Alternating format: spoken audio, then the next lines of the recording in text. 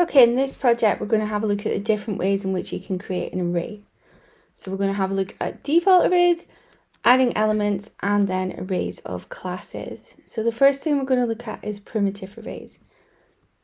So create a main method, public static void main, and then I'm going to create an integer array. And you know it's an array because it has the two square brackets. So integer and then square brackets to say it's an array. Student grades, and this is how I'm going to refer to the array throughout the program and in loops. I'm going to say it's a new integer array and it's got 10 elements or 10 spaces. Okay, these will be numbered 0 to 9. That's important that you remember that it's 0 to 9.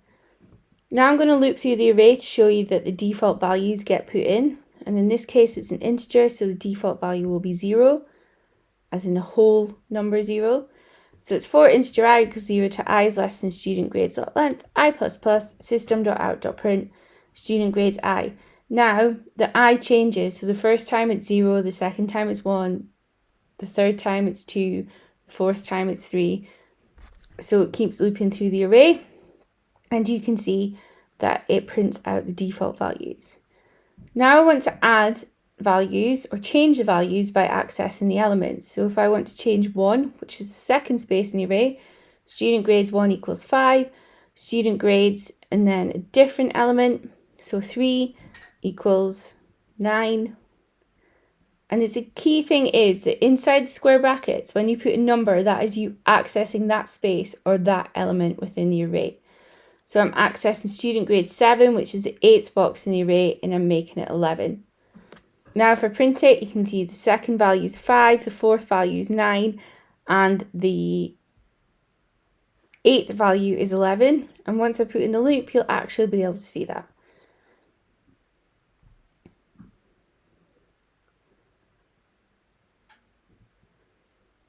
Okay, so as you can see, my proof of concept is correct.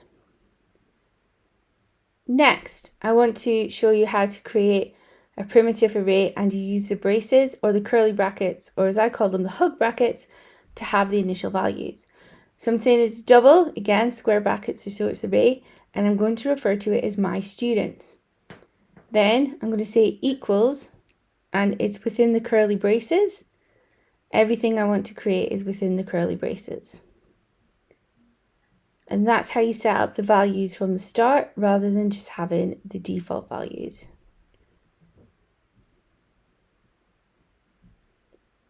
Okay, now if I print it, so my students dot length, and then I print out my students I.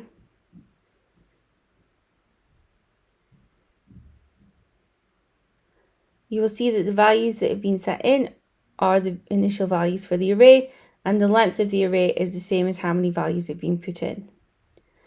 Now I'm going to create an array of classes.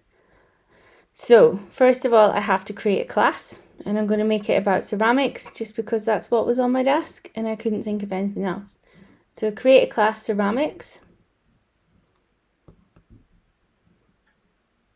And I'm going to create my instance variables. So my instance variables is the name of the piece, the cost of the piece, and the name of the artist. Right, then I've got my constructor method, which takes in the name of the piece, the cost of the piece, and the artist, and it adds these to the instance variables.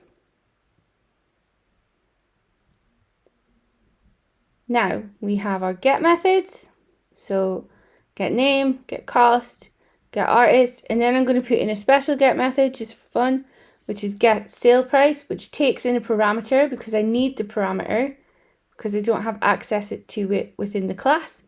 So get sales price, double, take in the commission because that's what I need in order for this to work. And then I return the commission times cost plus the cost. And you will see when I run this for the first time that that maths is very wrong, but we'll just run with it just now. Okay, but it is using commission that has been passed in to do some calculation. And that's one example of when we will need a parameter. Now I'm going to create the main method.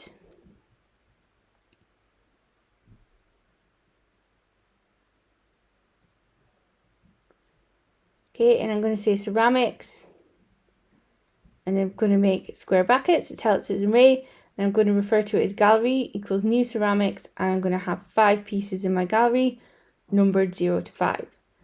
Now, to create an object within an array, you have to say, so the element number equals new, and then put in the variables, such as Patrick the pufferfish, the cost of it, and believe me, if you saw this, it should be minus cost, and then the artist. Okay, but the main thing is you're accessing the element, and then you're calling the constructor method to create an instance of that method, of that class, inside the array. So gallery 1, I'm calling the ceramics constructor method, so I've created a new object or instance of the class inside the array. So by the time I've finished, I'm going to have 5 instances of the ceramics class inside my array. Next lesson, we will have a look at how you access the specific elements so you can make comparisons. But at the moment, you just need to know that if you want to put a class, you have to call the constructor of the class and tell it what element it belongs to. And in case you're wondering where I got the names for all these, they are things that I have lying about on my desk.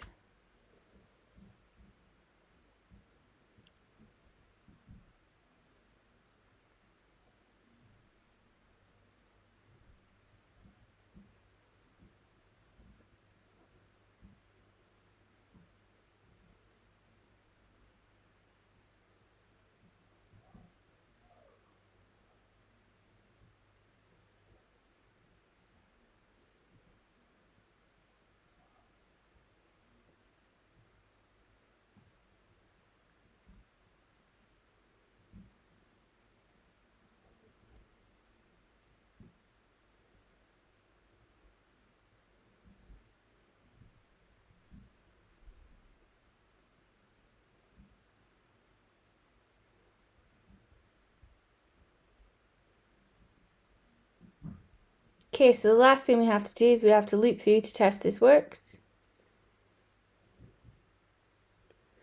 So I create my for loop, and then I'm going to use the I to access the individual elements. So I'm going to say gallery I, which the first time around gets me 0, then 1, then 2, then 3, then 4, and I'm going to get the name.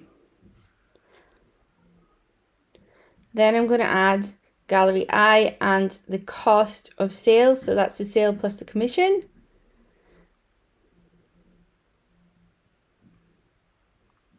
And now you can see in a minute why I shouldn't program things off the top of my head, because I can embarrass myself with my bad maths. Okay, and so then I'm going to go and fix my maths, and then I'm going to run it again. But that's the gist of it. That's 3 different ways in which you can create an array.